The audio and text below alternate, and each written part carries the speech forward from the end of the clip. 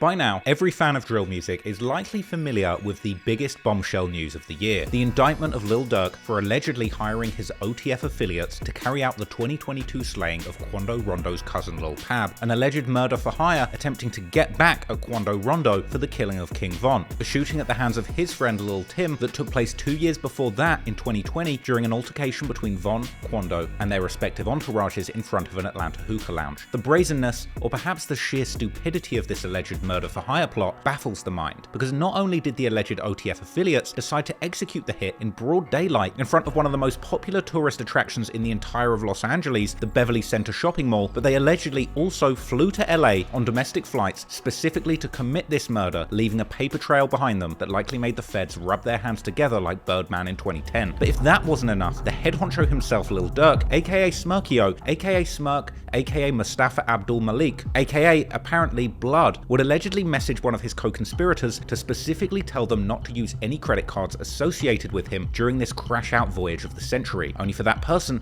to do that exact thing anyway. But while many fans hope that Durk can beat this case and return home to drop fire music for years to come, he and his OTF comrades might have left one too many clues behind to successfully fight these charges. Before we go any further with the video, I just have a quick message for you. I think that knowing your history, where you come from, and what makes you is so important in understanding who you truly are. Well, thanks to the sponsor of this video, MyHeritage, you can now discover your own family history and build out your family tree. All you really need is the names, date of birth, and location of birth for your parents and your grandparents. So check this out. I was actually able to trace back my family tree a whopping 8 generations, and I found some really interesting facts about some of the people in this family tree, particularly my great-great-grandfather Henry. Okay, what was super interesting about him, and there was a vintage picture here that if you can see the resemblance, he's looking a little bit like me, alright? I'm pretty sure this is my great-great-grandfather. It was super interesting to learn about him. He was actually a dock laborer back in the day, so I actually was able to kind of find out some really fascinating information about his past. Also, the street that he lived on, he actually lived on the same street as I lived on when I was a student, which I thought was just like a crazy connection to the past. I was able to find really easy information using the Smart Matches tool here, which just in a couple of clicks allows you to extract a whole bunch of other information from other sources and add them to your family tree. So that just made everything really easy and interesting for me to go through. And what was really fascinating was that I could even find early kind of vintage historical records and images of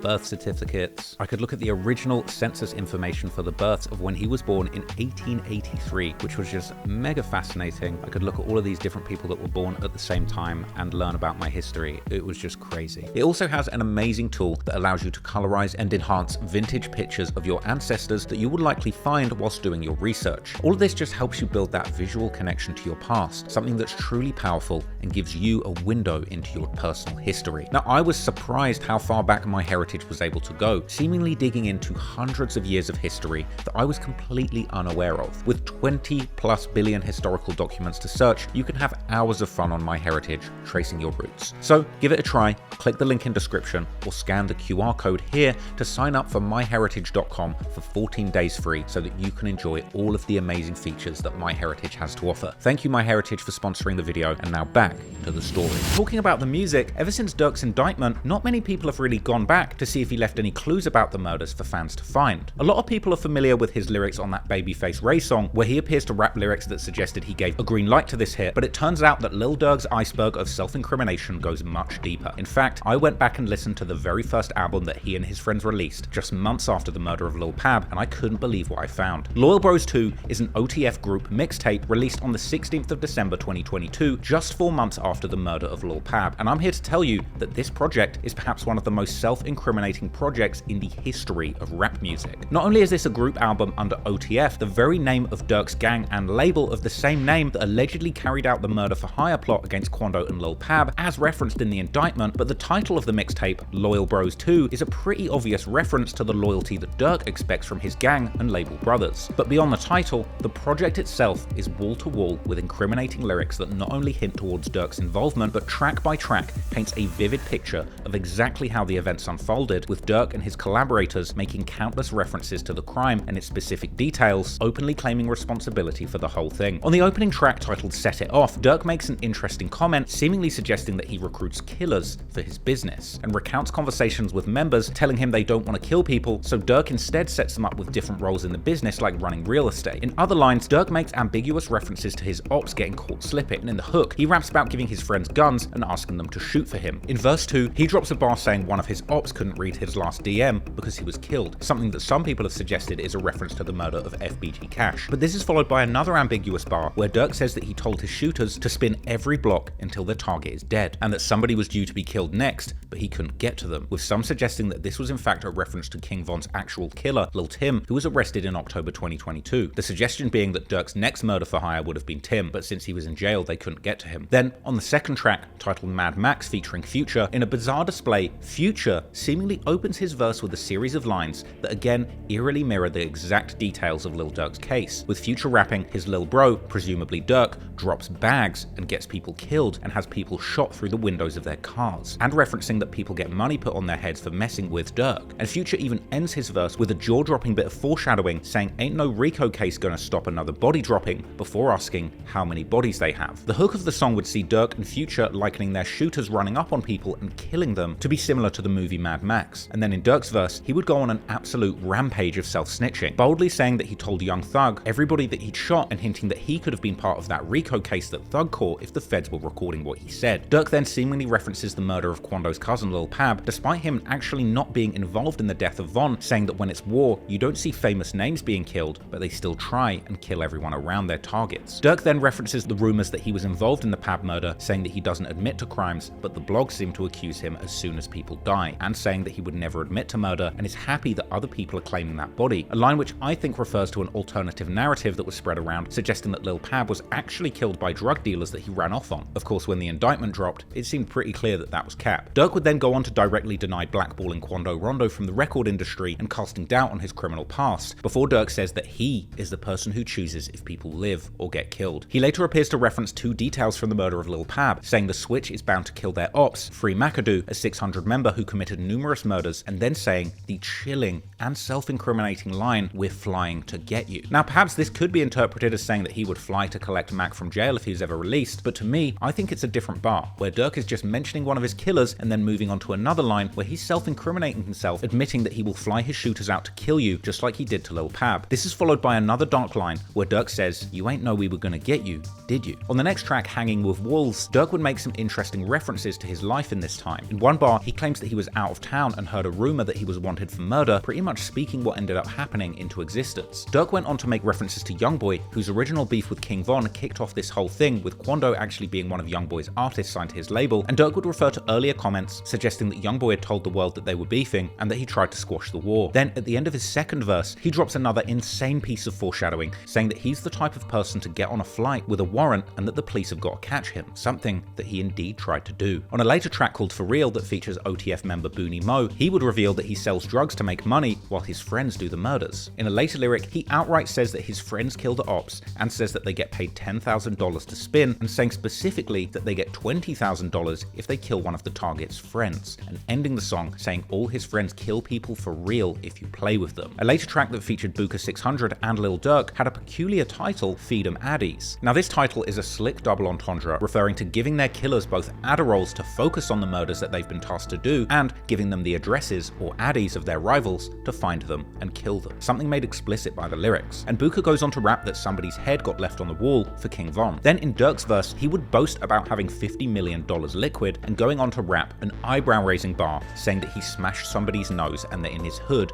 he's Pablo. Likely a reference to Pablo Escobar, but knowing Durk's lyrical abilities, it wouldn't surprise me if this was another coded reference to Lil Pab, whose nickname was also Pablo. He then goes on to drop a series of bars that sound to me like they're directly referencing Lil Pab's murder, saying that he doesn't speak on murders or people trolling, and seemingly referencing Quando's relationship being signed to Youngboy's label, saying why you signed to the dudes that purged it. Then rapping the brutal lyric referring to the murder of Pab and Quando's reaction being broadcast on the news, saying, "When I seen he died, I kept scrolling," and admitting that he's into beef with someone's friend, another reference to Youngboy and Quando's relationship. The next track is seemingly another bold admission of the OTF crew's activities in the streets, the aptly titled track We Did It. This sees Booney Mo from OTF rapping back to back with a posthumous verse and ad-libs from none other than King Von, whose death sparked this deadly crime spree. The song featured a brazen chorus which saw Booney Mo rapping repeatedly, "They know that we did it," whilst backed up by King Von ad-libs. "What did you guys do, Booney?" Booney would then repeat the line, this time following the line line about having diamonds on his chain, saying that they know we winning, with that line about winning followed by another King Von adlib saying they know. He goes on to rap, "You know how we're spinning," and naming what guns they use, and saying if they catch an op, you know we gonna get them. And he would end the hook saying that now they're smoking on their ops. In the verse, he mentions OTF DD or D-Ski locating ops for the gang and chasing ops in rental cars, which according to the indictment happened.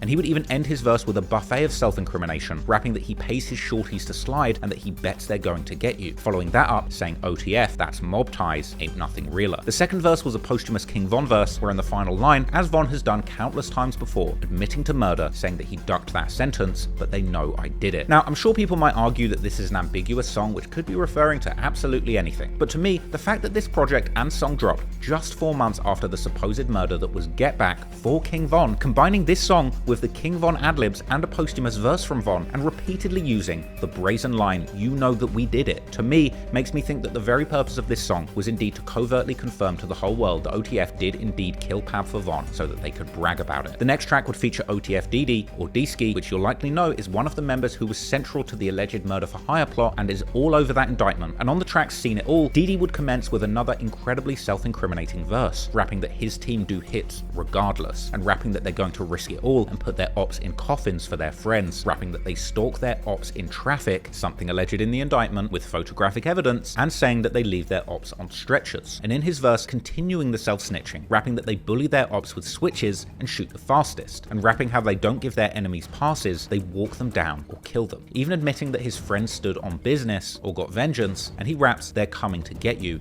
and that their bullets will leave you dead in public. And I don't know if it gets more public than outside the Beverly Center. But then on the next track, Ain't Hidin', OTF's Chief Wook would continue to rap bars that seem to hint at OTF's deadly activities in the streets, saying that their lil bros hop out of cars and chase people and give their ops facelifts. Next on the project is the song Savage Stuff, where OTF frontliner Doody Low would continue to openly tell the world about his gang's murders, saying that he's with real killers who up the murder rate. A later track with the very ironic title Block is Hot would see Durk and DD going back and forth together on the same song, and Durk would start his verse with more jaw-dropping lyrics, rapping that his shorties hop out of cars, shoot people 4 times, and send them to the morgue. Durk would then go on to snitch on himself to an alarming degree, rapping that he's got money on people's heads and that he tells his people to grab the cars and shoot them. He would then reference an apparent attempt by Quando Rondo calling for peace in leaked DMs that circulated online, rapping that they were scared and wanted peace, but Durk rejected it. And Durk would go on to rap that if they can't catch who they want when they ride past, then they'll get his friend, likely another reference to Lil Pab. Durk would then go on to boast that he could be outside by himself, but no one would have a chance to get him, and that he rolls with OTF DD when it comes to the war on the block. And Durk ends his verse with haunting bars where he says that he's the reason that you got shot and that his music is what you hear when you die. Then in verse 2, DD would jump on the mic and raps lyrics which quite frankly are a prosecutor's wet dream, rapping that he's a threat, warning his ops not to get caught lacking or that he will leave you like the last person he caught. Then going on to rap how did his ops die, and answering that the bullets ate his face and left him dead on arrival. DD would rap that knowing how to die is the only thing that his ops can beat them at, and at the end of the verse, in a line that will probably come back to haunt him, rapping that his friends face murders and beat the state charges. Unfortunately, with songs like this out, it's incredibly hard to imagine DD beating the state on these charges. Now the following song would be titled Thug Life and features OTF veterans Chief Wook and Doody Low, along with some very interesting lyrics, with a line in the second verse that said, "Your cousin with you claiming he innocent, he's still getting shot," which sounds to me like it could be a direct reference to Lil Pab, who is indeed Quando's cousin, although at the time of the murder, many people reported that he was simply Quando's friend. The next track takes the irony to a whole new level, a song titled Federal Freestyle, featuring none other than OTF Jam, OTF's suspected resident informant. Now there's nothing super incriminating in this song, but these lyrics and OTF Jam's backstory as the alleged informant is something I'll be breaking down in greater detail another time. But later on the project, Durk drops perhaps the single most incriminating song on the entire project, a track titled Threats to Everybody. Durk opens the song saying that by spending money, he can have new killers who you have never seen before come outside, rapping that he puts belts to his ops and that he has his killers shoot so much that their fingers hurt. He references both OTF Jam and OTF DD, saying that he bought them both the same gun, and then in another absolutely incredible display of detailed self-snitching, Durk references shootings at gas stations, suggesting that his ops want to avoid stopping to refuel, and later saying that if he finds out his ops are outside, he wants his shooters to pull up on them curbside. This actually ended up being the song that included the bold lyric about leaving FBG Cash dead by the tree, and Durk would end the song saying that they should have killed him sooner. On the next track, titled Who Are You, Doody Low would reference King Von, saying that he has killers killers that will murder in exchange for a recorded rap verse, which could refer to Doody or Durk himself, which ironically matches up with the accusation in the indictment that OTF members were actually encouraged to kill in exchange for support in their rap careers. Before Doody goes on to say that they killed someone and put them in the dirt, and that dissing King Von will indeed get you killed. Now, a lot of people will argue that these lyrics don't prove anything, and that these could all be generic references to the street life, but I do not buy it. People often argue that rap lyrics shouldn't be used as evidence in court, often citing Bob Marley's "I shot the sheriff," but no sheriffs got murdered on camera, and the sheriff's deputy was not on the news screaming no. To me, this project was a bold declaration by Lil Durk and the wider OTF to take credit for these heinous and public crimes. This was the first project released since the murder of Lil Pab, the apparent revenge attack for Von's murder. How many times had Durk been baited in comments with people saying slide for Von? Well,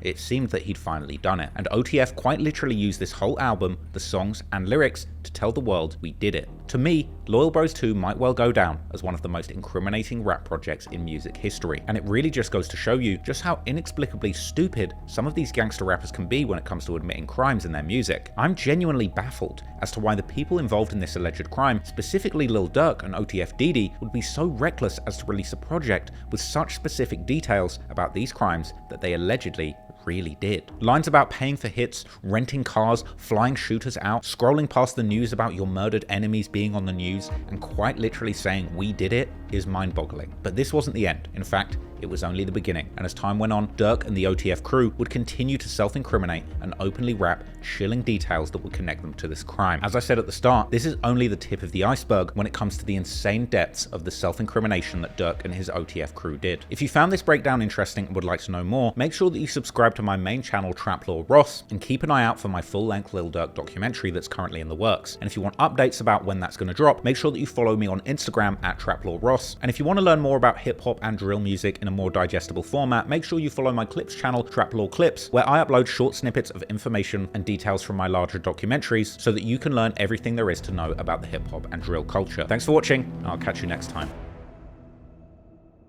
Before we wrap it up, I just want to remind you guys to go and show some support to our sponsor, MyHeritage. Hit that QR code that's on screen right now, or hit the link in the description or the pinned comment to go and take advantage of their amazing offer of 14 days free so that you can enjoy all the amazing features they have to offer. Thank you, and I'm out.